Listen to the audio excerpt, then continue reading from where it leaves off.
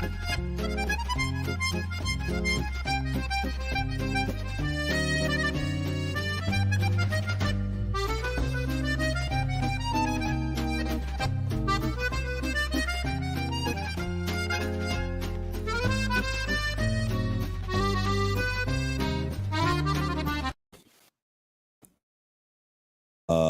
luxury you can't live without. A luxury I can't live without. Coffee. I really like good It's not coffee. a luxury. You can get it anywhere. I guess, yeah, I like good coffee. What's? I love coffee, too. I like nice socks. Socks. Your socks, would you put in your shoes? Yeah, I really love them. I like kind of like, cozy feet. You're attracted to your socks. I'm attracted to really nice running socks. Like, I'm always looking for good running socks. That's not a luxury, though. Coffee and socks are not a luxury. All right, give me a luxury. What luxury should I have? Private plane. Larry, I'm on DuckTales.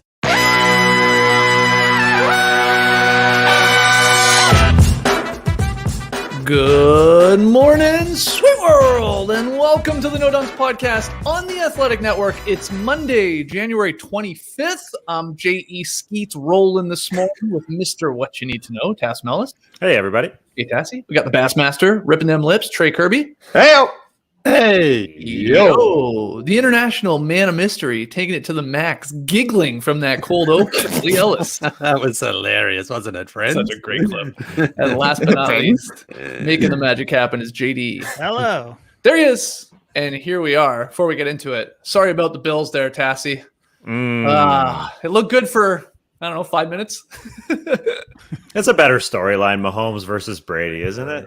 The next one versus the one that's supposed to be gone. That's pretty incredible. It's pretty incredible. Unreal. You saw the stat, I'm sure, going around last night. No, I didn't. Tom Brady will now have appeared in 18% of all Super Bowls because he's going through his 10th. Stupid.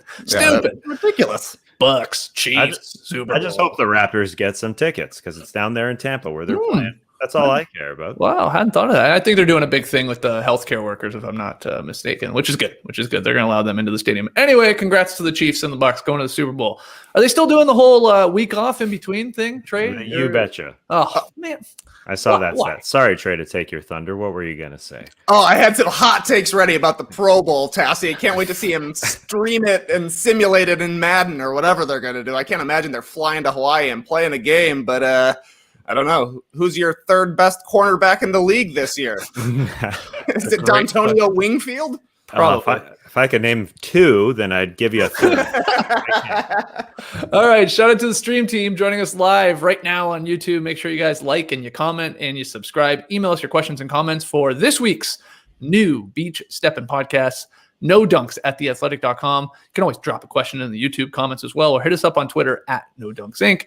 Immaculate items always available for sale at nodunks.com. Go get your t-shirts and your hoodies and your shorts and your mugs and all that. And finally, if you haven't already, grab an Athletic subscription. Go to theathletic.com/nodunks, where you can sign up for just $3.99 a month. Lily, I know you like everything free in your life, but even you would have to admit $3.99 a month for the best damn sports writing in the world. It's a hell of a deal. How can you afford not to have a subscription at $3.99 a month? I mean, they're basically giving it away. So go and get yourself one. They're great. It's great. I will say this as well. What's great about The Athletic is some of the writing, if you're into other sports like soccer or whatever, is great. And there's a really, really good couple of articles up recently from our friends on the other side of the pond, as they like to say here, about the soccer world, because I used to be a big soccer guy, kind of left it for a while, and now I'm getting back into it. So that's what The Athletic does. It gives you a little taste of everything. Awesome. How's the cricket coverage on The Athletic right now? Scarce, I would say. Scarce. Well, why don't you get to work, man? Write some articles or something like that. I may have to do that. Yes. All right. Yes. All right. So The Athletic, it's awesome, unless you're a cricket fan.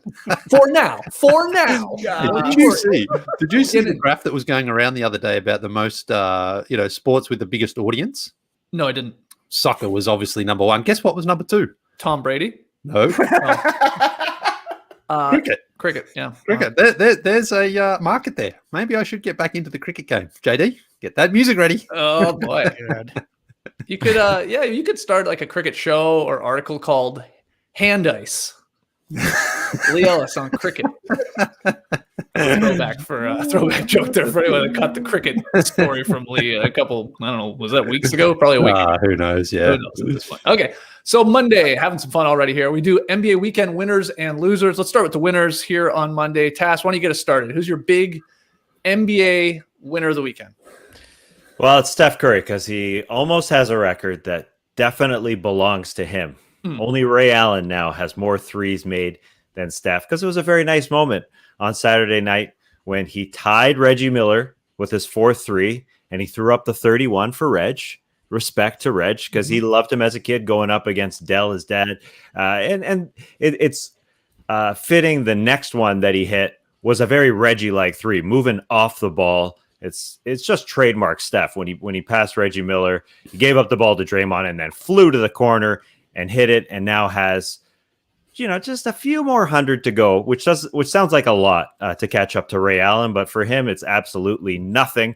And not only is he going to catch Ray Allen next season, but after he gets to 29-73, he's only going to be 33, or he's going to be 34 years of age, so he can pad that number, because that record belongs to him, and he should have it by hundreds and hundreds and hundreds. And so, it's a nice time to celebrate Steph, because, he's kind of battered around the Twitter sphere at times, right? Because he's thrown into the, hey, he didn't win, only won without KD and all that. So I just want him to have this title that is most definitely his. And I love this chart from Kirk Goldsberry that was going around that shows that Steph Curry, among all guys who have hit 1,000 3-pointers, Steph Curry, the most efficient of all of them. So he's number 2 in made threes, but he's number 1 in efficiency. And that's what makes him so special. He's going to be the guy who gets you the most points per possession in the history of the league at some point. So, you see Iverson way at the bottom, the least efficient, and Steph's going to be at the absolute opposite end, which is crazy that he shoots a percentage like Kyle Korver, but even better than Kyle Korver. So that's the numbers part of the game, and that's why I think he isn't celebrated as much as some of the dominant players in NBA history. Is just because it is a little bit more about analytics, and so it's a little less sexy. But it was a nice moment to see him celebrate Reg. And then after the game, Reggie joined the Zoom call with his son, Riker, talked to Steph a little bit. And I learned a new name. I didn't know that kids could be named Riker, or I've just never heard the name. So that was cool for me. That was great. And it was a great moment. Lee, one of your famous predictions, I would say, over the course of this show, back when we were the starters, correct me if I'm wrong, but you predicted that Curry would be a guy to hit 400 threes once in a season. I remember we were like, there's no way, because it was talk 300 and stuff like that. And you're like, I think he can do 400. And I was like, no, that's wrong. I actually predicted 300 because no one had even done 300. Oh, okay. And then he went and did 400. And he smashed that. He smashed it, mate. Because I think on the show I predicted 315, and I think his record prior to that was around 285 or something. And I was like, he's going to break 300. He's going to go 315. And then after about 5 games into the season, he was on track for about 390 or 400. And I thought, oh my God, he's going to blitz this. But you just sort of felt he's going to come back to earth at some point. No one can smash a record that no one's even made 300. No one's going to make 400 in one season. And he went out and did that pretty easily. I think he also missed a couple of games too that season. But I believe he needed 6 on the last night of the season against the Grizzlies, and he ended up hitting 8. I think he had 5 in the first half as well. So once he got to that point, of course, that was a 73-9 season. That was Kobe's last regular season game as well. There's so much going on.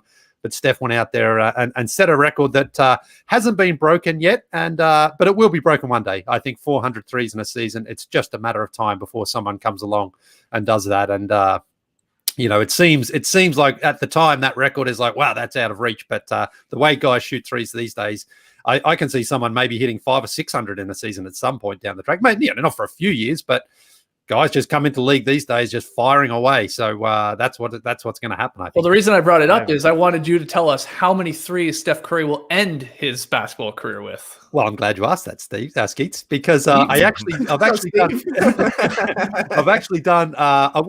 done the projected how many threes I think he's going to make from this point on, roughly. Okay. I think he's got 7 seasons left in him where he's going to be about 39. I've averaged it out to be about 75 games per 7 seasons at 3.5 threes per game. So I think he's got another 1,800 threes left in him. Wow. Starting now. 1,800 regular season threes. Yes. So, no, I don't have the record here, but so he just passed Ray Allen. He's just passed Reggie Miller. He's got 400 to get Ray Allen. So I think he's going to be around 1,500 ahead of Ray Allen, about 4,500 threes when his career is done. Okay. Calling it. 4,500 made threes. Yeah, I think so, because, I mean, he's going to become, guys like him become a better shooter as they get older. But, of course, he's not going to play as heavy minutes, but he's still going to be able to hit those threes. So I think that's a reasonable sort of target he can make, 1,800. 75 games a season for 7 seasons. I think that's in play. So and then the question will be, can anyone catch him, Trey? Like, can a Trey Young moving forward, 15 years down the line, flirt with something like over 4,000 made threes or something like that, wherever Curry ends up? Yeah. The question to me is not, can somebody catch him? How soon will somebody catch him? Because like Lee's saying, people come in chucking nowadays. It took Steph Curry a few seasons before he was the fire thrower we know and who's ready to just pull up from half court. It took a while till anybody had the confidence to do that. But now you see Trey Young come in doing it his rookie year. So, yeah, I think it'll happen eventually. It'll be basically 10 years after 7 years after Ray Allen retired. He retired 9 years after Reggie Miller retired. In the next decade, will somebody pass Steph Curry? Will we have to wait until his son makes it to the NBA and he's the greatest three-point shooter of all time? That's how it seems to go. Del Curry was one of the best of all time. Now Steph Curry is the best of all time. What's the third generation going to be? The third three-point shooter? Ooh. We're talking about 8, 9 a game, like Lee's saying, maybe 500, 600 a season. Incredible. So congrats to Curry. Eclipsing Reggie Miller there. That was a cool moment. By the way, we should slip in there. The Jazz won that game, right, Tassie? And continued to get their win streak up to 8. I know Jazz fans will be like, come on, we won the game. We won the game. Yep, you won the game. Utah Jazz continuing to play great basketball. We talked about them at the end of last week, and they were, a little mini winner of the weekend for sure. Them continuing to keep the streak going. Them and the Clippers are on a nice winning streak right now. Okay, so Curry, he gets one. Lee, where are you going, man? Well, Skeetsy, I'm going with your Raptors yesterday. Can one single game make you a winner of the weekend? What an incredible performance, because the Raptors went into this one shorthanded. 2 of their starters not playing here, Pascal and Kyle Lowry. So this was actually sort of in Nick Nurse's playbook here. He had to call on some of the guys who don't play as many minutes to go out there and play heavy minutes, and they pretty much all delivered. I thought OG Anunoby maybe had his best game ever as a Raptor. He was fantastic on both ends of the floor, hitting threes, playing great defense, super efficient. But when the game had to be won, it came down to free throws and defense. Fred VanVleet especially, his defensive stop on Malcolm Brogdon at the end there. I've watched this over and over and over again, and it looks like he gets his hand all over Brogdon's sort of arm, hand, wrist area, but nothing was called, and no one from the Pacers complained. So it's like they were like, nah, he didn't foul me. That was just incredible defense. And then on the next possession, the Raptors defense inside, Stanley Johnson and Boucher blocking Domantas Sabonis at the rim. Like, he could not even get a shot off, which was incredible. Well, he got the shot off, of course, but they contested it. Just incredible stuff. And the Raptors, who have started to play a lot better basketball too after their very slow start, got it together. But what a great performance. Norm Powell was very good yesterday. Fred, as I mentioned, I mean, he's been great for most of this season. But OG stepping up there and just giving the Raptors a very, very important win. They face the Pacers again here tonight. But, when you lose 2 starters, and for a team that's desperate for wins, to go out and get that sort of a victory against a team that's just very hard to play against in the Indiana Pacers, I thought was excellent. And I just thought that was, I think a lot of the result from this was from Nick Nurse's coaching record there with the Raptors, isn't that he does trust those guys, even if they don't play heavy minutes. DeAndre Bembry played the most minutes he's ever played as a Raptor yesterday, and he came out and delivered. He's not out there scoring and shooting the ball that much, but playing the right way in the offense and setting up guys. And I think that just shows that Nick Nurse, when you're on his team, it's like, you will get an opportunity. I don't know when, I don't know how, but when you get that opportunity, I'm going to put trust in you to go out there and perform.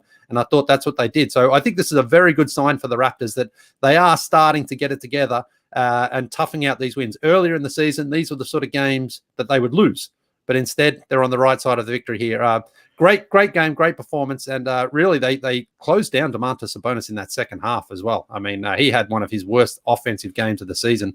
Just thought it was a great all-round performance from the Raptors. Yeah, Raps now 5-1 since starting 2-8.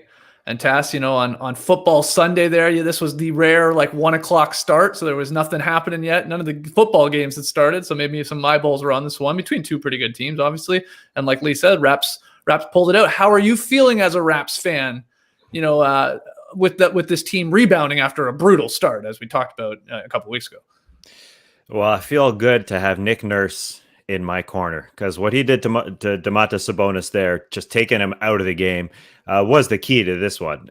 That's Nick Nurse's MO. You see a star on the other side, make everybody else beat you. Mm-hmm. And OG Anunoby, he was the 1 and 1A defender on him, but they kept doubling Sabonis, and Sabonis just wasn't ready for all that. And so when he was blocked twice at the end of the game, you could see him shaking those beautiful locks. Like, what? How did this happen?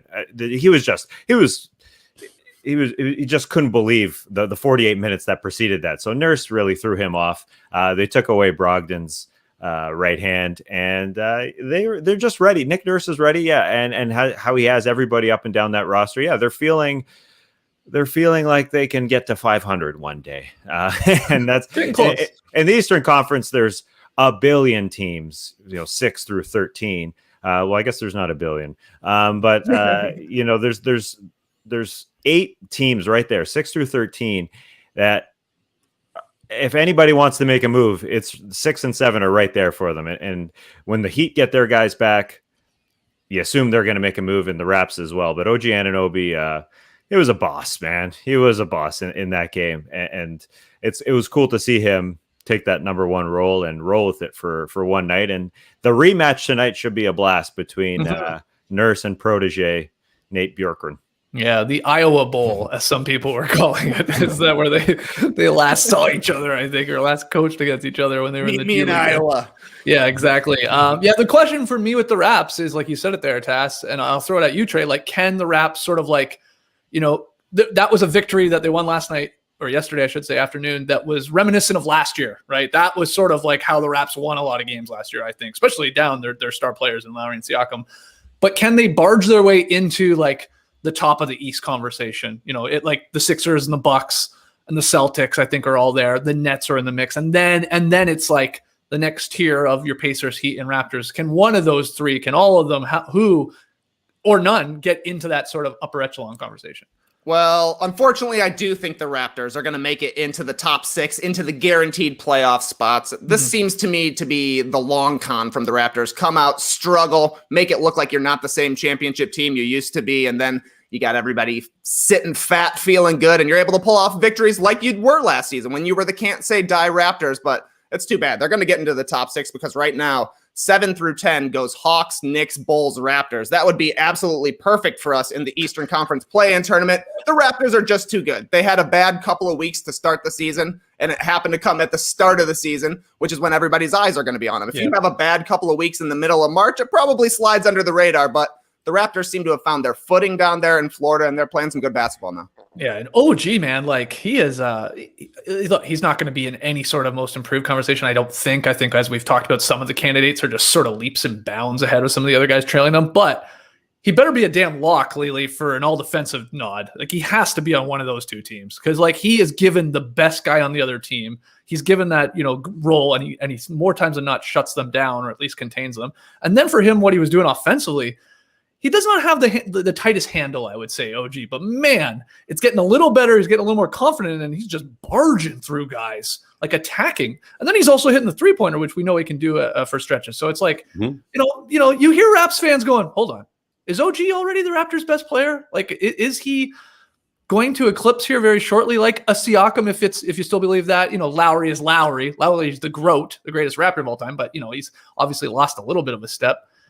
I think you could start convincing me that it wouldn't be long for OG to be the best player on this team because of what he does both ends, I think. Yeah, well, he got the big contract just coming into the season, so certainly Masai Ujiri believes that he has a big future here, but can we please not talk all defense? I don't want to get into that after Friday's debacle. After you and your plus minuses and your on-offs and all that. Yeah, I forgot about that debacle. Anyway, OG's a lock. I think you can put him on one of these two teams. I think you can do that already. Yeah, I mean the second team, there are sometimes players who bob up on that who no one really expects. But look, he's out there and he's playing tough. That's what I like about him. Is he plays tough and then he hits those shots. And he has been someone who Raptors fans have turned on from time to time. So he's playing great right now. Everyone's in love with him. But we'll see what happens if he hits another bit of a rough patch at some point during the season, because he's someone who people like to jump on pretty quickly when he has a couple of bad games. Yeah, he's not a number one offensive player, though. That's key. I think the worst thing for him is that Pascal Siakam plays beside him and they just say, whoa, he can turn into Pascal Siakam offensively. Defensively, obviously, he's a boss. But the 4-year, $72 million contract is pennies on the dollar because of what he does defensively and how he can contribute offensively. And somebody would probably given him even more than that this offseason, considering the free agency class and how weak it is. But just because you see one game, you can't just throw him in hey, he's a number one guy and he's an all-star. I mean, he hasn't even No, I'm not getting even scratched that. Maybe like a 1B, a 2A, something like that. I have way more confidence in an OG shot though than I do a Siakam shot from outside. Yeah, mechanics now. and everything. Like it's just I got way more faith in him being a little more consistent with that. But it was his best game probably as a Raptor, as Lee said. I probably agree with that on both ends. All right, let's keep it going here. What do you got, Trey? Well, the Sixers still look like the best team in the Eastern Conference. They had a great weekend. On Friday, they beat the Celtics. Embiid had 38 and 11, looking like an MVP again, 11 points in the fourth quarter. But the big news I thought from this one was that Ben Simmons had a huge fourth quarter. He had 11 points, and he basically just took over down the stretch against the Celtics. It's going to be very interesting. I think we should see these couple of teams in the playoffs because they love beefing with each other. We got Embiid versus Marcus Smart. Marcus Smart was flopping like crazy in this game. Embiid versus Tice. Tice was flopping like crazy. Obviously, they had the beef last week about who flops the most, but that was a fun one. And then on Saturday, the Sixers kept it rolling. They beat the Pistons 33-14 for Embiid. He was making big defensive plays. He had some huge rebounds, but again, the story to me is that Ben Simmons had his first 20-point game of the year, 29-7 for Ben Simmons. They just need him to be aggressive, play downhill, and get in the lane because, he's scoring like 12 points a game. Everybody wants Ben Simmons to be a shooter. That doesn't seem to be the case right now, but he can still score more than 12 points a game. He just needs to take shots. He needs to be aggressive, looking to score, because if he's collapsing the defense, if he's in the lane, he's so tall that he's still got the kick-out passes there, but they need him to go to the hoop and actually try and get some layups here. He had a huge drive to the hoop to get free throws down the stretch against the Pistons. He's a special defensive player already. It feels like Doc Rivers is getting everything out of Embiid and Harris to start the season. Now, if Ben Simmons is rounding into form, the Sixers are going to look even scarier. It's tough to always believe in the Sixers because they have these high highs. They have these huge peaks, and it seems that most of these are coming at home right now, which is also a classic Sixers thing to do. But it feels like the vibes are better in Philadelphia. It feels like they're confident and they're playing the right style of ball without the constant question of should we break these guys up over the top of their heads. Yeah, especially like the timing of it all coming off the heels of the Harden trade and them not getting Harden, but Simmons' name being thrown around. And like you kept bringing it up, Lee, like, ooh, that could be bad. Like it'll be interesting to see how Simmons bounces back from that, how the team deals with that. And like they just continue to, get these wins under their belt. So that's fantastic. Even if it means, you don't need Simmons to score 25 a night. Yeah, and he's gotten to the free throw line double digits times 2 of the last 3 games, which I think is important. He's making those free throws too, 7 for 10 and then 10 for 12. So I think that is Doc Rivers saying to him, like, don't worry, we don't care if you're not shooting, but you have to still be aggressive and get inside, because once he gets inside at 6'9", 6'10", whatever he is, there's not many guards who can really get up there and contest the shot. So he just has to take the ball strong, and he's going to get the free throw calls, and he's going to get to the line. So I think that's what it is. But overall, I think his response to that trade has been good. I think his attitude has been in the right place, because on the night where it looked like he was being traded, apparently his agent was told he was being traded.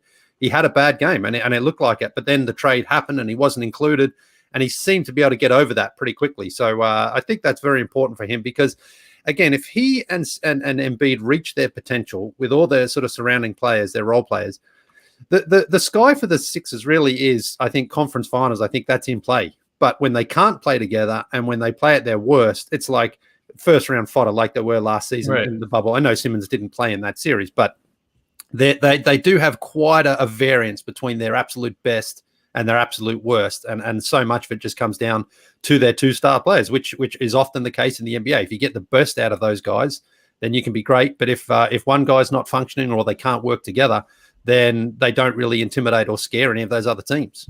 Yeah, so good weekend for the Sixers. I'll keep it rolling here. A winner of the weekend, the Nuggets, for going back-to-back wins over the Suns. It was the old baseball series. Both of them in overtime, but they got it done. So on Friday, the Nuggets rallied to force overtime before getting the 130 to 126 win. Now, Jokic was a monster again in this. He's, of course, at the top with Embiid and a couple other guys of the MVP leaderboard. 31 points, 10 boards, 8 assists. Jamal Murray, though, he hit a big shot, like 13-foot jumper, to put Denver up 3. It iced the game. There was like 30 seconds left. And he had a good game, a decent game, 18, 9, and 7. Not a ton of points, not a ton of scoring, but helping across the board there in the assists and rebounds. Lost in the shuffle of that game, too, a little bit. Michael Porter Jr. returned for the first time since late December after he missed 10 games in the league's COVID-19 health and safety protocols. And, he had 7 points, 6 boards in 20 minutes coming off the bench in his first one. Nuggets followed that up on Saturday against the Suns again, like I said, in another overtime game. This one went to double overtime. Jokic, once again, awesome. 29 points. He ate some roast beef, which we'll get to in a second. But they got that 8-point victory, 120 to 112. Suns were without Booker, got hamstring issues. So we could very easily just sort of give the Suns a loser of the weekend for losing back-to-back against the Nuggets and then this injury to Booker. But we'll keep it positive here with the Nuggets. Murray, though, in this second game, I'm sure you guys saw this, that difficult off-balance 3 at the end of regulation to force overtime. He ended with 26 points. Trey is dropping the traveling call out there. Definitely probably got away with a walk. Probably a foul on the play, though, too, if we're being honest. So maybe cancel each other out. But a very big shot, moving the feet a little bit on the side. And they get the victory in the end. They roll. I mean, again, it's Jokic. It's Murray having a decent game, hitting the huge shot. And Porter in this one, 14 points, 11 boards. So here come the Nuggets, maybe Tass. They started slow just like the Raptors, but getting the victories now. I think they're 9-7 overall, and Jokic has been a rock the entire season. Murray's getting it going, and they're just getting some of these other bodies back where their bench is starting to look like, oh, that's the Nuggets bench of old. What a doubleheader this was this weekend. Those two teams going back and forth. Unlike the Sixers and Celtics, which was a lot of floppy beef, just flop after flop after flop, these two teams, it was just good basketball going back and forth. And Jokic versus Ayton. Ayton was doing such a great job of taking away Jokic's spots, even though Jokic had a real good game because he's a friggin' superstar. He's an MVP candidate. I was really impressed with DeAndre Ayton and how they fought on a second night without Devin Booker. That was a blast. And if that's any sort of indication of what we're going to get in the postseason, I can't wait because I would love to see the Suns. I'm not so sure if I want to see Celtics and Sixers just in terms of flop. Oh man, it's too many flops. That's like flop per minute rate. That's a lot, man. Like it's lower high FPMs for sure. But you'd be on board. You'd be on board with the Suns Nuggets series, like a 4-5 or 3-6 or something like that. Great stories throughout both those rosters. Yeah, it was good. Anything to add? I mean, you thought it was a travel, Trey. I actually think you're right there with Murray. So did the last 2-minute report. They said it was a travel. He did the smart move though. He took a shot from right underneath the scorebook. Couldn't really see what his feet were doing when he caught the ball there. But if they don't call it, it counts. That was a crazy shot with zero reaction because there was nobody there. But I was like, oh wow, that went in. Incredible stuff. But the Nuggets are looking good, and I think that Jokic would be even higher in the MVP conversation if we were seeing these kind of performances from Jamal Murray all season, because the Nuggets have been very close in winning the games that they lost. They're 9-7. The defense has not been very good at all, but Jokic has been straight up ball. And if he had the secondary guy there every single night, they're probably a little bit better than 9-7. Good to see Murray get going. He looked like he was in total control of this game. So yeah, I'm with Tassie. Sign me up for Nuggets versus Suns, because I think their first game was the one where Chris Paul hit that really big baseline jumper, and then one of his teammates stepped on his shoe. So they played 3 classics already. Would be fun in the playoffs, no doubt about it. But of course, for me, the biggest news out of this one, 22 rebounds from Nikola Jokic. So we got to do it to him, Skeets.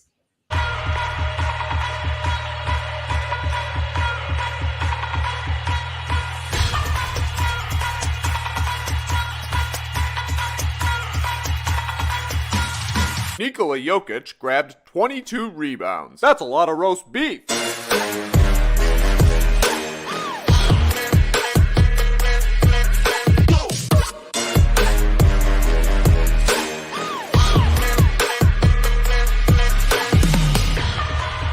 on Denver. That's Mile High Beef.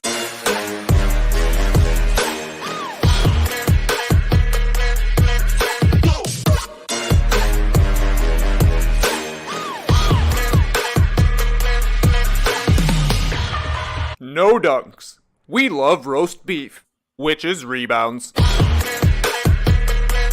When you see it cut together like that, you really realize that Jokic never grabs a rebound with two hands. Oh my goodness. Ever. This is hilarious to watch this guy rebounding. Never grabs a rebound with two hands, barely jumps off the court. Look at how many of those are just him worming his way around DeAndre Ayton wearing an ironic number 22. Just a little tiny tip. That one rebound right off the top where he grabs it with one hand and just chucks it down the court. They didn't score on it, but he's throwing the outlet pass anyways. This was a lot different than watching Clint Capella's sloppy beef. This was an interesting beef to watch, but the beef watch continues. That's our 5th 20-rebound game so far this season. 2 for Drummond, 1 now for Sabonis, Clint Capella, and Nikola Jokic. Capella, he got pretty close over the weekend. 19 rebounds. It's looking like back-to-back beef, but this is how you inspire people. Big beef exists for 1 week, and now we got 5 20-rebound games. You don't need to go out there and trash people. You got to lift them up, say, we want to see those rebounds. Yeah, I saw someone on Twitter saying that. What's going on with all these 20-rebound games? Is it because of the big beef? I think so. Everybody wants that roast beef. What would you call it then if Capella gets the triple-double with the roast beef? Because he had the 10 blocks, too, in that game, and 19 he had it. Oh, you're saying what happens with the triple-double and the roast beef. Exactly, Wow, beef and Swiss, I don't know. Triple decker. I think that's what. I love it. Yeah, why not? I think that's what Nikola Jokic is doing with that other hand when he's rebounding with one hand. He's got a roast beef sandwich in the other that he's killing. It's incredible watching those, though. It really is. Like, you don't notice as much when you just see one at a time for some reason. When you cut them all together, it's like he never, ever grabs it with two hands. It's always one. And that music just gets me hyped. Was that the Whittler on the 1s and 2s? Dropping those beats? That was nice. Well, let's stick with the Nuggets because a couple other things here. Jamal Murray, back to him. You know, he had all those big shots. He iced the first game, and then he hit the game-tying 3, which got away with the travel, but he hit the shot anyway. He also gave us 1 of 3 new wedgies from the weekend, guys. So on Friday, it was Jamal Murray, Kitchener's finest, of course. I should have said that earlier. Stuck it from the wing. A classic spot. A classic spot for a wedgie. Really deep wedgie, I'd say. That one's really in there. So that's nice. Then on Sunday, Lonnie Walker, the 4th, from the exact same spot, basically. Another wedgie. That's wedgie. Wedgie number 12, if you're keeping track here. Murray was 11, Walker 12. And then we weren't done because the Blazers, guys. My goodness. I think the Blazers are going to win the championship solely because of how they've contributed to the hashtag We Are Wedgie, because we got wedgie number 13 on the season once again in a Blazers game, and once again, Lamar Hurd on the call. Robinson denied by Covington, and what do we have? Of course we have a wedgie. We've gotten more of those over the last 3 or 4 games, Lamar. We really have. Take that pass, good job, and then go up and get that. And what's that, our 4th one? Fourth wedgie? That's the rare block wedgie. You only see those in the wild. Very patient. The no dunks. You know, I'm going to join those guys pretty soon. We're going to talk about some of this stuff. Yeah. Look at that. Lamar Hurd teasing his appearance coming up here on No Dunks. It's incredible. And it's like, yeah, what is that? Our 4th Blazers wedgie, is that right? That's unbelievable this early in the season. Lamar Hurd, though, Blazers broadcaster, is coming on our show later this week. We got him penciled in for Wednesday. Got to talk to him about wedgies and, of course, his Blazers team and a whole lot more. Incredible. That was a crazy wedgie, too. That was very soft the way it kind of like got blocked. Yeah. Floated up there. It was meant to be. Yeah, very low, I would say, too. A low wedgie. Underneath there. Quite under the rim. So that's fantastic. We're at 13 wedgies, Tass. Like, we are, I mean, we'd have to go back and check, but I'm not sure we've ever had a start this hot, right? 13, like, and we're a month into the season? I can confirm. No chance we've had such a hot start. There's no chance that we're on pace for 60-ish to start the season. And a 72-game season. And yes, we've taken that into account, all those asking. We include playoffs, but at this rate, playoffs are going to be gravy on the low-hanging wedgies. We're going to blow through 50, it feels like. Yeah, and the man who gives us credit, Lamar Hurd, to have him on the call for 4 of them. This is the year of the wedgie. It's truly amazing. And one more Nuggets-related thing, okay, to bring it back to the Nuggets. I just wanted to bring attention to this Monte Morris nickname on Basketball Reference that was making the rounds over the weekend. And I pointed out that we had nothing to do with this, but I wish we did. One of Monte Morris's nicknames is Count of Monte Assist / Tio, for turnover. He's got a great assist to turnover ratio. Count of Monte Assist Tio. I can't believe Tass didn't come up with this, or Trey, or Lee, or me for that matter, because this is right in our wheelhouse. But it wasn't us. I don't know who did it. Maybe just the people at Basketball Reference are having some fun, but what a nickname. What a nickname. Honestly, though, if Count of Monte Assisto can make it, why is Gray Biscuit's Dad Quest not on Basketball Reference? Come on. For Gravis Vasquez, yes, that's we should get that up there.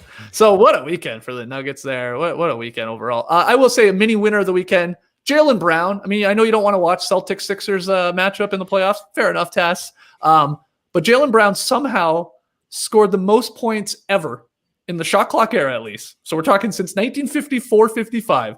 Most points scored in under 20 minutes in a game yesterday. 33 points, shot 13 of 20 in just 19 minutes, which is pretty damn special there lately. Yeah, I would have thought someone like Steph or Klay Thompson would have done better than that at some point. It was weird. I saw that stat as well. I'm like, that seems like that's not that many points really for the way that the players score in the league these days, or even someone like Shaq back in his day. You would think maybe in one of those blowouts he plays only the first half and he has like 36 points or something. But yeah, very, very weird, man. We're figuring out all sorts of crazy stats these days. It's like baseball. Baseball, they always come up with, he's batting 600 against lefties on a Tuesday and the open roof, and it's like, all right, who cares? But maybe that's it. Maybe. Talking Tampa, Tom, I saw quite the stat for him over the weekend. He was like 25-4 when games are under 29 degrees. When you're bringing in the degrees, that's a deep cut. But Jaylen, man, this guy is straight up balling. He had the 33 in 19 minutes, like you said. Also had 42 against the Sixers. And earlier this season, right, he had 42 in 29 minutes, and that was like the greatest Celtics performance since Larry Bird at the time. So this guy is knocking off legends left and right here. Oh, Trey, I mean, on Friday's podcast, on the Drop podcast, we were doing our 1 month in awards, and like it sort of blew my mind when you said Jaylen Brown for most improved. Man, I mean, I'm all on board with this pick now. I know there's some other great candidates, but Jaylen Brown is averaging 27.3 points per game, 6 boards, 3.5 assists. He's shooting 53% from the floor. Really good numbers across the board. And like Tatum's been out of the lineup because of COVID-19. Kemba obviously wasn't there for a good chunk. Celtics still have a decent record. I actually was shocked. I went to Basketball Reference this morning thinking Jaylen Brown may have cracked their top 10, NBA MVP award tracker thing. It's all based on numbers and previous votes and stuff like that. But he's not in there yet. But he's got to be damn close with what he's doing. But most improved is looking like a great pick, though. I think maybe he'll be too much in the MVP conversation if he keeps this up, that it could hurt him. But crazy stat and crazy new record there. It looks possible. He looks like the perfect 1B right now. Am I right, Lee? Because he's fitting along, looking like a number one option, playing alongside Jason Tatum or playing alongside Kemba Walker. It's the perfect 1B, the 1JB, if you will. If he was to win MVP, surely he would have to also win Most Improved, because who would have improved more than him to go from a non-MVP to MVP this season? Well, we had that conversation with Steph Curry, I remember back in the day. People were trying to give it to him as well. I just think if you're in the MVP conversation, or you're winning it for that matter, you're out of the running for most improved. I feel like that's just a rule that we came up with. All right. Those are our winners of the weekend. Let's get to losers. Tass, get us started. What do you got? I'm going to start with the New Orleans Pelicans because last year we went to the bubble thinking the Pelicans were put into that situation. They brought in the Pelicans and their record where they were standing because everybody wanted to see Zion Williamson. They increased the number of teams to get Zion there. The hopes were that for them to get in. Their defense did not show up for Alvin Gentry, so he was axed after 5 seasons. Stan Van Gundy inserted, and after 7 games this season, it looked like the SVG insertion was fantastic. They had the 4th ranked D, but since then they're 29th, and they now have the 2nd worst defense for a good stretch of the season. They've lost 8 of 9, including to the Timberwolves on Saturday, who didn't have Karl Anthony Towns and won't for a while, and they didn't have D'Angelo Russell, who was resting. Excuse me? D'Angelo Russell resting the 15th best team in the Western Conference as resting one of their players. Come on. It worked out. Yeah, it absolutely did. Yeah, they played like a team and they won. The thing is with the Pels, they've decided to play like the Bucks a little bit. Let's shut down the lane, not send anybody to the free throw line, and allow 3-point shots to happen. The objective, though, is to make the guys who can't shoot all that well shoot the 3-point shots and take away the corner threes, and that just hasn't happened. And Steven Adams has been sucking up a lot of those defensive rebounds, but Zion Williamson, not a great defensive rebounder, and they're allowing opponents to shoot 70% at the rim.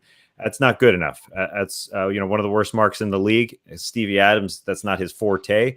So they're not playing hard enough. I think that's what it comes down to. They're just not a defensive outfit. So they have to pick this thing up because they're one of those. To me, they're kind of one of the interesting teams coming into the season. And the idea was, they're going to be this hard hat team with Stevie Adams in the middle. And now people are thinking, well, maybe Zion should play the 5. And maybe they should just throw J.J. Redick in the starting lineup because Eric Bledsoe and Lonzo Ball aren't scoring. So maybe they should just go all offense, basically, because Zion at the 5 is not going to be amazing defensively. Hey, for me, that would be fun to watch. But for Stan Van Gundy, he'd pull out every single hair he has on his head, I think, watching that. So Stevie Adams is going to stay at the center spot, but they just have to get better. And so the Pelicans, although the Western Conference is full of good stories, the Pelicans are not one of them at this point. They come home and are going to have lots of games at home to try and get their defense right. But all those tenets that are, their defense is based on they're just not coming through on them at this point. 8 of 9. Last 8 of 9. That they're too good for that. I saw Kendrick Perkins too tweeting about them over the weekend. He said, "Y'all really thought Stan Van Gundy was the one, huh?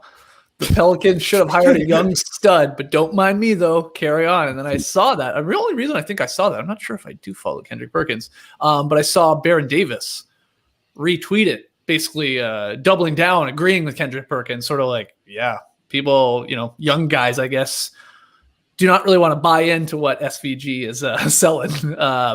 So I don't know, some former players thinking that, at least. I don't know if there's any truth to that, but it's not good right now. You're going to make loser of the weekend probably if you lose to the Timberwolves without their best guys, because they're not a great team either. So yeah, it's rough. I don't know if you have anything to add, Trey, about the Pelicans.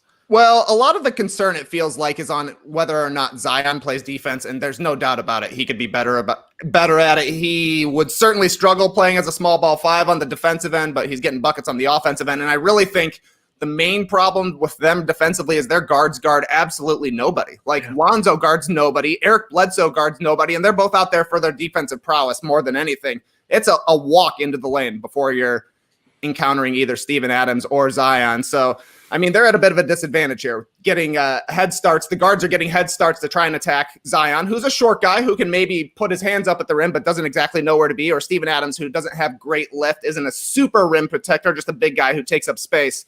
It's not looking good, especially considering they brought in, it was Lonzo and Eric Bledsoe and Steven Adams. You thought this is going to be a pretty solid defense for a defensive coach, and Stan Van Gundy. He's got to be sick, absolutely sick, watching these guys get completely dusted in the pick and roll. It's not even close. It's like they come around one thing, and maybe it's Josh Hart, maybe it's J.J. Redick, whoever it is a bucket for whichever guard is out there. Is it safe to say they are not forming an effing wall for Stan Van Gundy and the Pelicans? No wall. Chain link fence. You can get through it pretty easily there, Lee. Although, is it easy to get through a chain link fence? Yeah, I guess it sort of is. If you were a mouse, it is. Think about that. Lee, anything to add to the Pelicans? No, it's. There's a lot of expectation and hope on Zion Williamson, and he's scoring fine. He's doing all that, but it takes time to learn how to play defense. It looks like he just has never really been a big defensive player throughout his career, and now he's in the NBA and he missed most of his first season and his second season. It's like, you're the star player in this team. Fine, you're scoring nice, but you need to be able to also hold up your other end on the defensive side, and he's not able to do that. So yeah, it's like it's a battle between the Pelicans and the Kings of who has the weakest defense, and neither of them have very impressed at all to this point. Trey, who do you have for loser of the weekend? My loser of the weekend, I hate to do it, it's the Orlando Magic. They had a tough weekend. On Friday, they lost to the Pacers. In this game, they led with 16 seconds left in regulation. Domantas Sabonis gets a bucket. Aaron Gordon, a turnover on the other side. Then they're up 3 with 44 seconds left in overtime. And then it's buckets for Domantas Sabonis and Malcolm Brogdon. Fournier misses a 3 on the other end. After the game, he said, "This was painful because we fought really hard, and I feel like we had this game twice, and I feel like they stole it away from us." That's exactly what it felt like. It happened again on Sunday versus the Hornets. Another loss. No Aaron Gordon in this one. The ball movement was incredible to start. They were, they'd assisted on like 21 of 25 baskets through 3 quarters or something like that. But then at the start of the fourth quarter, the Magic gave up a 25-4 run. Suddenly, they're down 3. They give up 2 offensive rebounds. Then it somehow gets to Bismack Biyombo. They foul him. He misses 2 free throws. Evan Fournier finds Terrence Ross in the corner for a chuck of a 3. It somehow goes in. But then on the other side, Gordon Hayward in the midst of a good game, he drives right past Evan Fournier for a layup with basically nobody at the rim. Then the Magic get the ball on offense, a 5-second violation. 2 tough losses for the Magic. They've lost 7 of 8. Are they tanking? Are the Magic tanking? I know that they went south once Markelle Fultz got hurt, but they haven't done anything to replace him. They've been running Aaron Gordon as their point guard, which understandable. You want to get some more out of some of your best players, see if he's the guy that you're going to actually keep around, but they could have done something. They could have brought somebody in on an exception. They could have made a move. Evan Fournier could be traded. It doesn't feel like they're doing anything to actually make their team better right now when they're really, really struggling. Yeah, obviously. The injury bug has nailed them. They're missing a lot of their guys, but that's tough. I don't know. Are they tanking? I hadn't thought about that. Sort of a sneaky tank job if they are, because they're in all these games. They could have won half these games, but they keep coming up short. But they're happy to run out there with Cole Anthony as their point guard, which is understandable as well. You want to get a young guy some reps, see what he can do, but he's shooting under 40%. You're not going to win a lot of games like that when you're an offensive team that already struggles. The problem is they can't get stops defensively. This is a team that has made their bones on the defensive end, staying in every game and coming through in the clutch when they need to. But the execution has not been there, especially this weekend. Yeah, for the Magic team to be like 19th or 20th defensive rating is not good, because they're never going to be a great offensive rating team, and they are not once again this year. But yeah, this is just going to be, I hate to say it, it's just going to be one of these classic Magic years where, I don't know, they'll be maybe flirting, maybe with the play-in tournament. I would think I'd pick them to be on the outside looking in, just outside. But it's not like they're going to be probably the worst team in the league either, right, Lily? They're just sort of stuck in this little no man's land.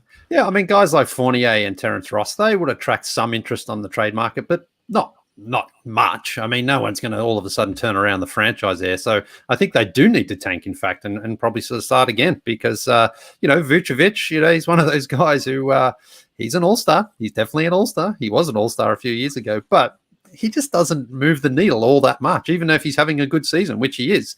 But the game last night against the Hornets was definitely there. I mean, I know you mentioned the Pacers as well, but that was there to be won. And in the fourth quarter, they got the yips and could not finish this game, couldn't score down the stretch, whereas Gordon Hayward could. And Gordon Hayward, I absolutely loved his game-winning drive there. He went inside. He didn't go for the hero ball. Instead, he made a solid move, got inside, laid it up. Beautiful way to finish the game, had 39 points. And this was one that was like, you're going to get teams like Charlotte who are a little bit up and down themselves. And when you're in a position to finish them off, you have to do that. And Orlando just couldn't do it. And again, it's both ends. Couldn't execute defensively, and offensively it wasn't any better. So, yeah, 2-8 in their last 10. I think they were probably punching above their weight at the start of the season, acknowledging they have lost some players to injuries. But again, I mean, Fultz was having a decent season, but not like, oh my God, how can they compete now without Fultz out there? So, yeah, not sure really what the prospects are for the Magic for the rest of the season.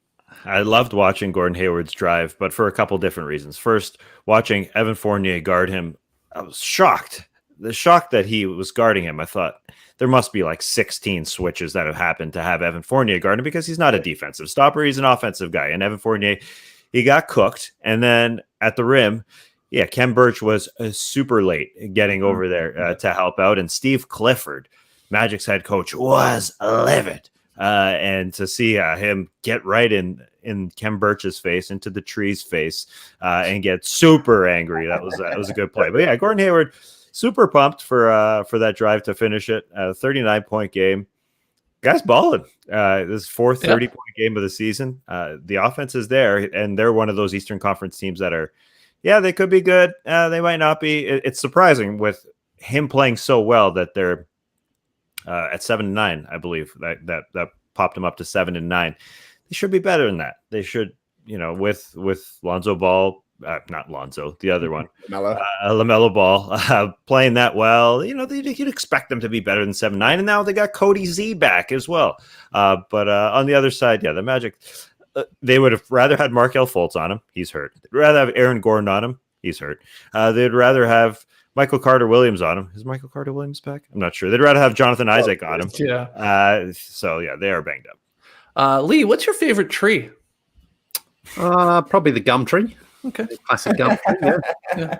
Have I asked you that before? Yeah, I think so. I think we've talked about the eucalyptus trees because they were in Athens. Remember, Tass for the Olympics? I remember. Yeah, it's a beautiful Absolutely. tree. Yeah, I love a birch tree though. I do like how a birch tree looks. That's why I was Papery. Yeah, exactly. Do you have a favorite tree, Trey?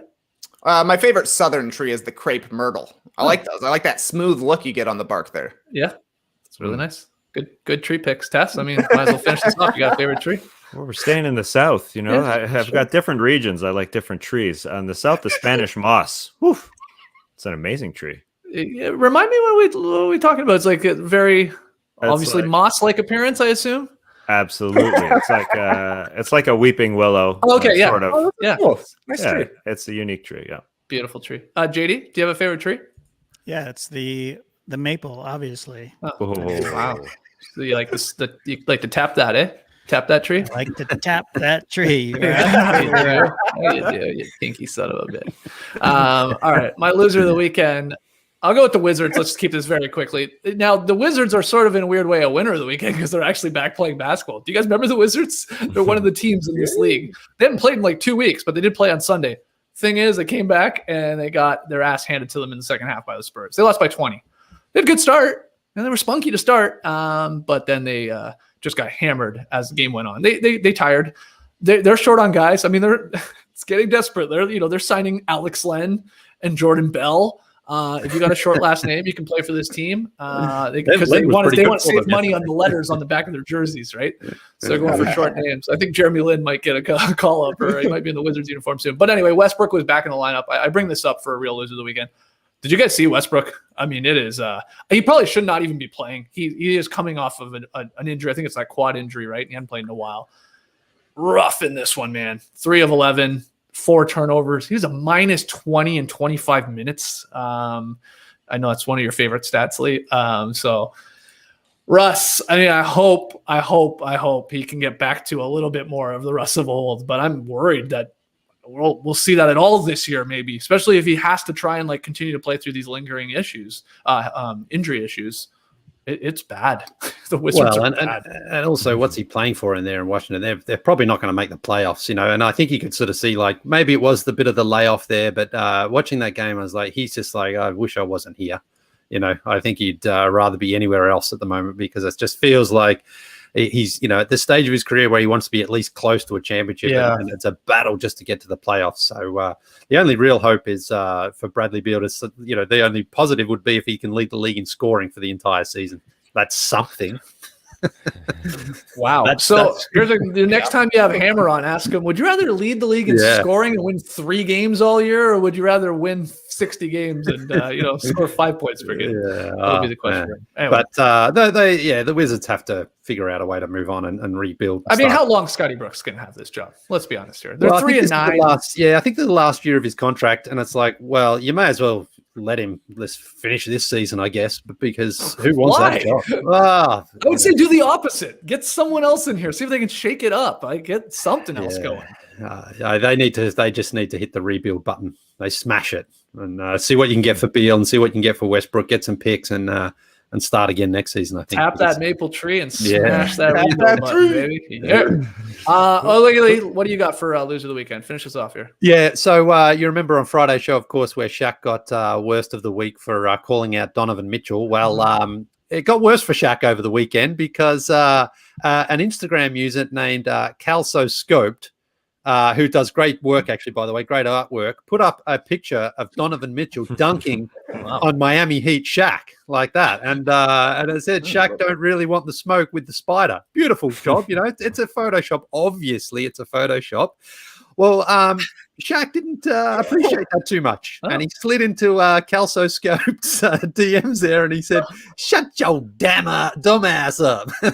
And Calso Scope did the best thing by putting it up there, putting it on Instagram, and saying, "Look, he didn't like it. He didn't appreciate that."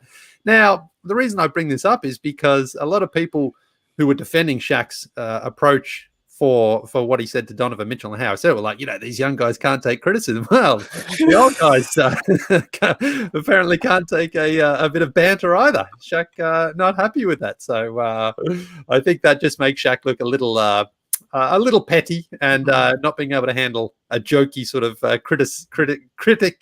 critical attack on himself. I don't know what the hell, but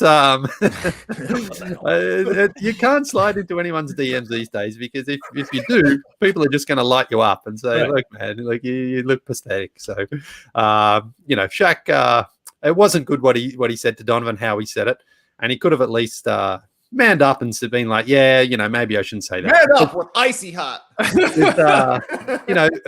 LeBron and call in the general. He's got my back. LeBron and Kevin Durant were also made a few comments about Shaq's approach there, and I think it was right. So I think in the end Shaq did get dunked on in the social media sense rather than in the on-court sense. Wow. Okay. Yeah, we talked about this in great detail on Friday's podcast, but Lee pointing out that just great art, that critical attack of art. Critical. I'm wounded. A critical attack. Those Cowboys got me. I was thinking about it because he posted, Miami Heat Shaq, who was still decent. He won a championship there with the Heat. Yeah. Would it have been better to put up like Phoenix Suns or Cleveland Cavaliers or even Celtics Shaq?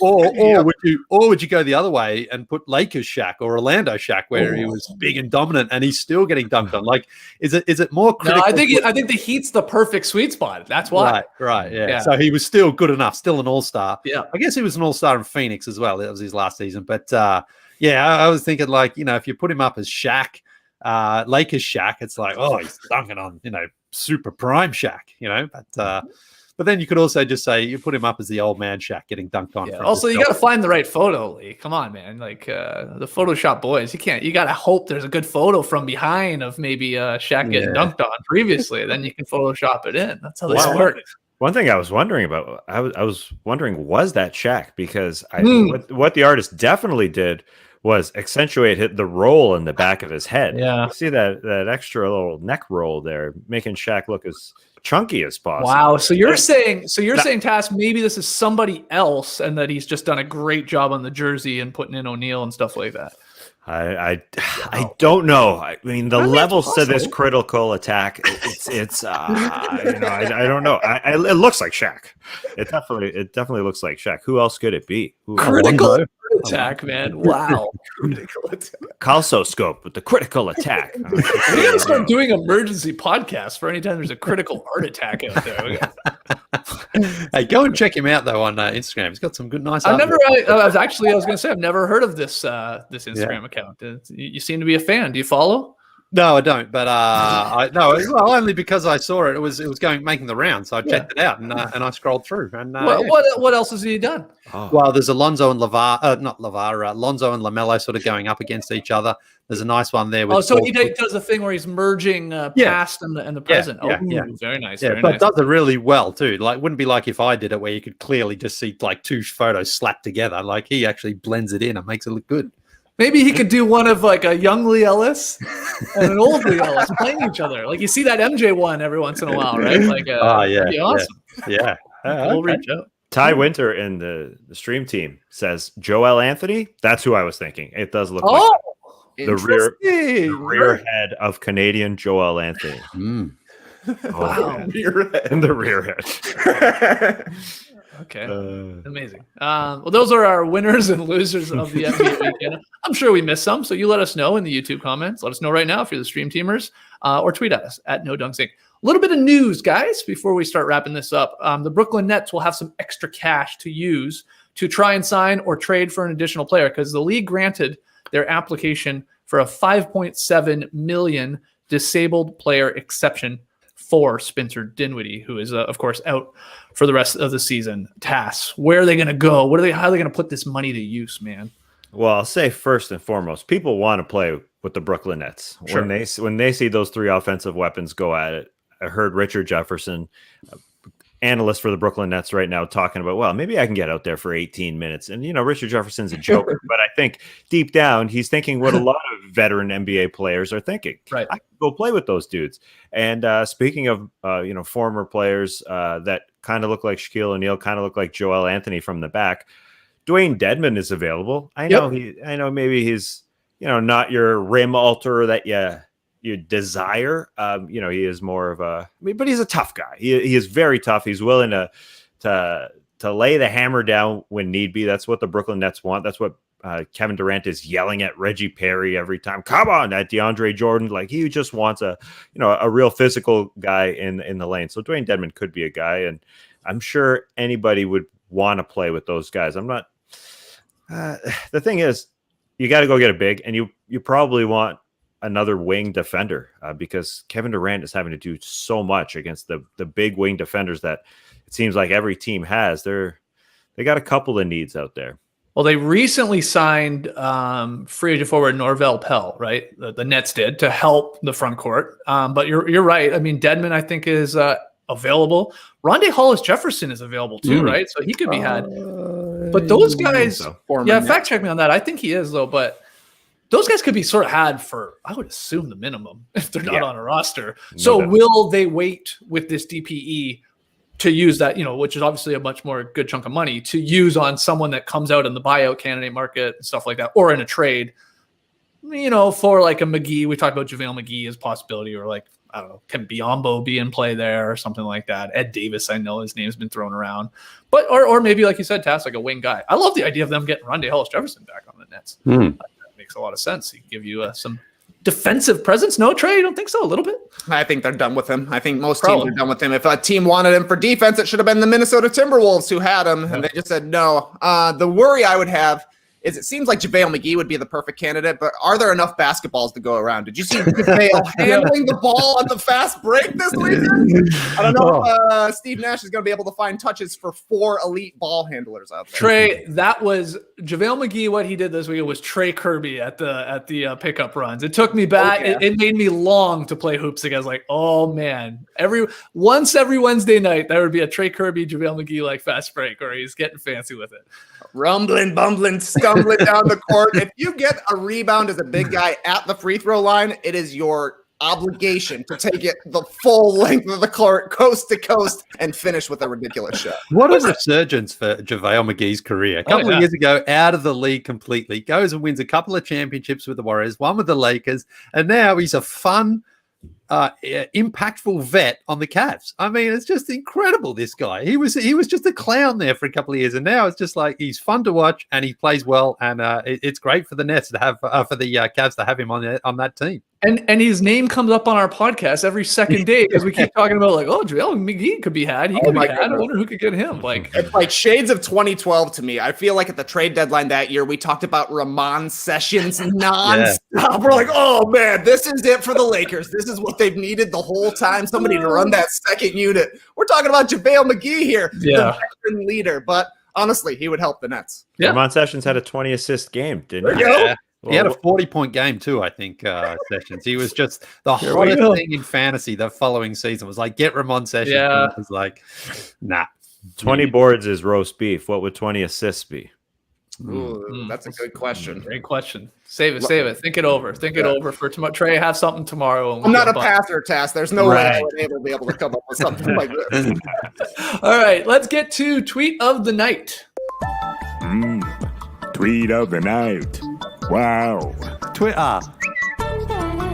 JD, my man, coming through always with the Monday tweet of the night. You had all weekend. What you got your eye on? Had all weekend. It comes from yesterday, actually, and it was the big story on everyone's mind is that the stage has been set for an epic showdown, and it's one we've all been waiting for. We have a literal clash of titans coming. People are comparing it to LeBron versus Jordan in the NBA Finals. I saw this quote on CNN. It's the meeting of the GOAT and his potential successor, and the fans are salivating at the prospect. I'm of course talking of Godzilla versus Kong. The trailer dropped this weekend, and I mean, people are pumped. It's the king of monsters versus the king of Kongs, I guess. Kong. And there is an NBA tie-in here because Kevin Durant already calling it. I can't see Godzilla losing this matchup. I mean, yeah, but what did Katie think of the McGregor fight heading in? I want to know. Oh, that's a good question. I don't know, but that's a bold prediction. I mean, Rebecca Hall, one of the actresses in the film, she says it right in the trailer. Kong bows to no one. So, I mean, doesn't mean he's going to win. Yeah, I guess. Well, who would you favor in this matchup? Oh, or JD? Yeah, I'm going Kong for sure. You're going Kong. Okay, well, Kong, yeah. I mean, it makes sense, like not having any idea what the actual story is, but like Kong is sort of like ours, like Earth's. Right?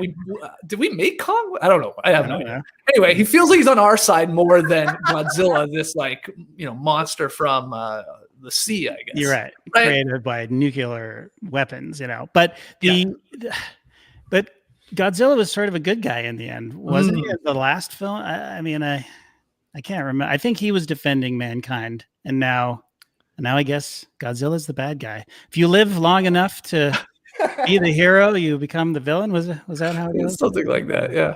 And then a quick addition here.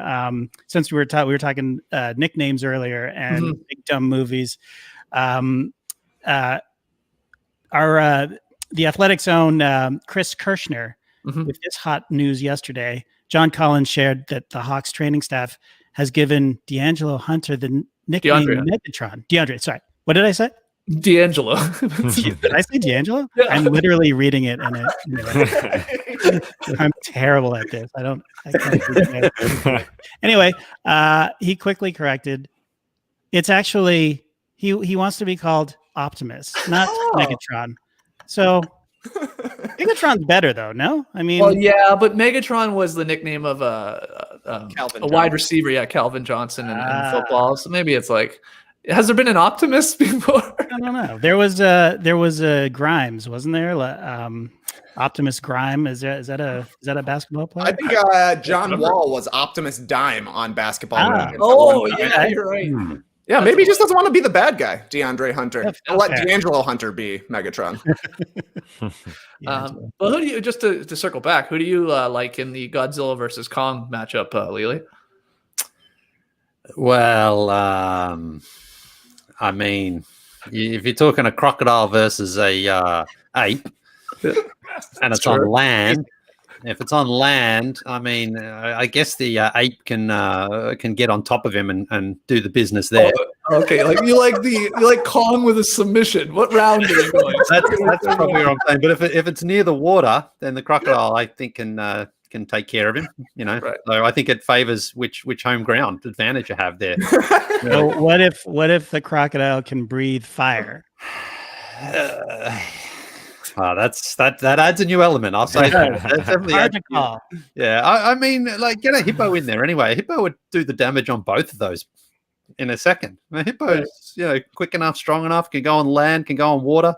So I hope whoever wins this in the sequel takes on the hippo for the world championship. For the undisputed title, yeah. The hippo's just waiting, training. Exactly. Hippo comes out. All right. Let's wipe those two in a second. Wow.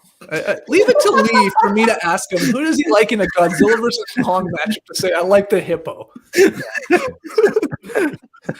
Incredible. You're always amazed. All right. Pick 'em results from Friday night. It was the Nets-Cavs game. The Nets were favored by 9.5, had to win big, but the Cavs got the victory. We probably would have had the Cavs as a winner of the weekend if they didn't follow up their performance there on Friday night by getting absolutely shellacked by Jaylen Brown and the Celtics there on Sunday.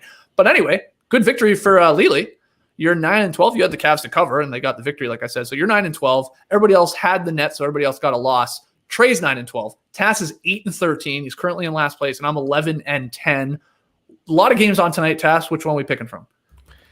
We're going to the Celtics and the Bulls. The Celtics won by nearly 40 on Sunday against the Cavs. Chicago has won 3 of 4, though. So you think this line would be a little bit smaller than it is at 7.5, but the Bulls are getting 7.5 points, can lose by 7 or less. Trey, what do you think about that? You think the Bulls are coming out strong? Oh, of course, Tassie. That's way too big a line against the Chicago Bulls, who, as my good friend Tom Porro messaged me over the weekend, are 100% back. If you've got a yoga mat, you need to roll it out, lay down, and check out the game with your No Dunks immaculate items. The Bulls are back. They're keeping this one close, and they're taking the W. Is that Tommy Porro lying down there beside you? That's right. That's right. Maybe he should get up and put his Christmas tree away. Come on. It's time, man. Jeez, Tommy. He's a festive man. Celebrate year round. Okay, so you got the Bulls to cover, obviously. Yeah. You and Tommy Porro. What do you got, Lily? Yeah, the Bulls were back until they ran into the Lakers, but they kept that one close enough too. No Kemba Walker tonight, but Jason Tatum is back for the Celtics. Ooh. I think the Bulls can cover, though. Give me Chicago. Okay, Tass, go ahead. I'm joining Tommy. I'm joining Trey. I'm joining Lee. Give me the Bulls. I'll swerve. Let's make this interesting. I'll take the Celtics. Yeah, I had a dominant performance there on Sunday. Why can't they do it again? I'm excited to hear Jason Tatum's back in the mix there too. That could help. So I'll take the Celtics to win by 8. It's a big line. Feels a little big. I'm with you on that one, but everybody else has the Bulls, Tommy Porro's Bulls to cover. I put the tree away, Tommy. I actually put my Christmas stuff away yesterday. Had already taken it down, but it had it all boxed up just in the spare room. Got it in the crawl space yesterday, guys. It's finally out of sight, out of mind. But yeah. You got your tree down, Lily? I assume you do. Yeah. It's so much fun putting the tree up, but then by January 2nd or 3rd, it's like, get this tree out of my face. I want to move on from Christmas right away. Wow. What are you moving on to, though? There's it's like it's just is that what Lee does to Roxy when it's January 2nd or 3rd? It feels like sometimes that tree could be up until now, like January 20 or something. You're like, we've had friends that have kept their tree up till June, right? Yeah. Christmas is great, but once it's over, move on from it, That's a nice looking thing, though, sometimes. Okay, I guess you're not very festive. That's fine. No, we are festive while it's Christmas, but after the New Year's, once New Year's hit, boom, move on. Okay, great. Well, let's wrap it up. Move on. There's no, this is like turning into Christmas here. How long this podcast is. Keep emailing your questions and comments in for our next Beach Steppin' podcast. NoDunks@theathletic.com. Like, comment, subscribe to No Dunks on YouTube. Grab your No Dunks merch at NoDunks.com and subscribe to The Athletic for $3.99 a month right now. Go to theathletic.com/NoDunks to sign up so they know that we sent you. Fun show here on a Monday. We'll be back on Tuesday with What You Need to Know from Tassie early in the morning, and then the Daily Show. Clipper Bros. You heard it here first. Have a great time. Turn up. Love you guys. Awesome. Thank you so much for joining us. And remember, the strong maple tree has sap. Trey's friend has a last name, Porro. And I'm thirsty, so I would love both those things in a sap Porro. Whatever. Wow, that was incredible. Embrace the day, people. You could stay